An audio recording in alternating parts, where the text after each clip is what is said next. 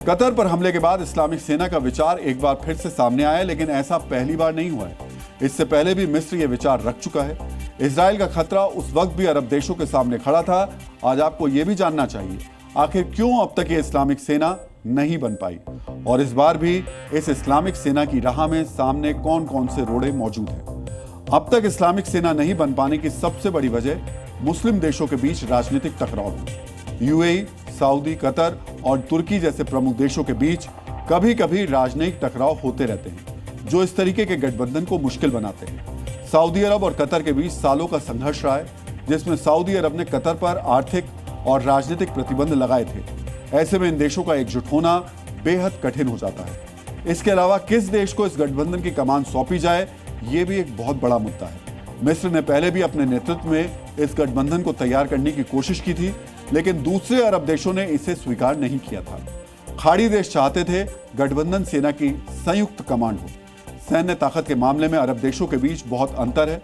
मिस्र और सऊदी अरब के पास बड़ी और आधुनिक सेना है, लेकिन यूएई, कुवैत और ओमान जैसे देशों की सैन्य ताकत काफी सीमित है।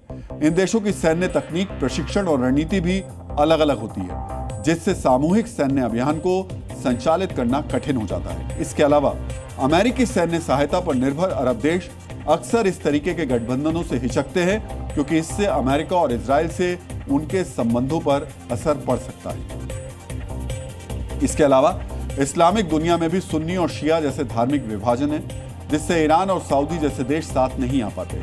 वहीं तुर्की और पाकिस्तान जैसे देशों का भी अपनी विदेश नीति पर जोर होता है, जो इस्लामिक सहयोग को प्रभावित कर सकता है। इन वजहों से आज तक इस्लामिक सेना नहीं बन पाई, लेकिन कतर पर हमले के बाद जब सभी को संकट नजर आ रहा है, तो फिर से इसकी मांग की जा रही है। कुल मिलाकर कागज पर तो इस्लामिक सेना बहुत मजबूत नजर आ रही है, लेकिन जमीन पर इसका उतरना इतना आसान नहीं है। इसके अलावा अरब देश जब इतिहास के पन्ने पलटते हैं, तो भी इजराइल के खिलाफ अरब की संयुक्त सेनाओं के युद्ध की सुखद यादें नजर नहीं आती। इजराइल के निर्माण के बाद से अरब देशों से इजराइल के 3 बड़े युद्ध हो चुके हैं, जिसमें अरब देशों की संयुक्त सेनाओं ने इजराइल पर हमला किया, लेकिन हर बार इजराइल से अरब सेनाओं को मुंह की खानी पड़ी और इजराइल का आकार बढ़ता गया। इजराइल ने 1948 में अरब देशों की संयुक्त सेना ने उस पर हमला किया था। इस युद्ध में इजराइल ने मिस्र, सीरिया, जॉर्डन, लेबनान और इराक की संयुक्त सेना को परास्त किया। इसके अलावा 1973 युद्ध, योम किपुर युद्ध में भी इजराइल ने मिस्र और सीरिया की संयुक्त सेनाओं को हराकर अपनी श्रेष्ठता साबित की। लेकिन 1967 में इजराइल ने मिस्र, सीरिया और जॉर्डन की संयुक्त सेनाओं, जिनके को बड़े अरब देशों का सहयोग मिला था, उनको हराकर अरब देशों को सबसे बड़ा झटका दिया था। ये युद्ध इजराइल ने सिर्फ 6 दिनों में जीत लिया था। ये वॉर इतिहास में 6 डे वॉर के नाम से मशहूर है। इजराइल को तब मिस्र, सीरिया और जॉर्डन से खतरे का अनुमान था, जिन्होंने इजराइल पर बड़े हमले का प्लान लिया था।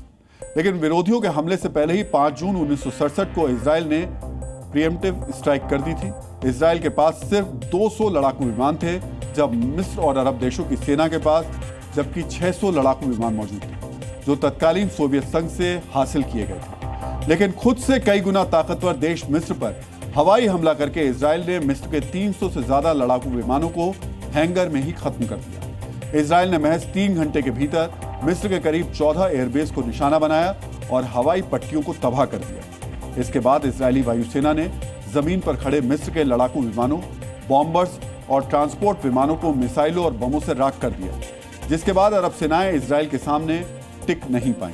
हमने आपको पुराने युद्ध की ये कहानी इसलिए फिर से बताई ताकि आप समझ पाएं कि युद्ध संयुक्त सेनाएं या संख्या बल से नहीं जीते जाते, बल्कि जीतने के लिए रणनीति और युद्ध का समन्वय जरूरी होता है, जिसमें इजराइल से टकराने के लिए संभावित इस्लामिक नेटो को भी काफी प्रैक्टिस करनी होगी।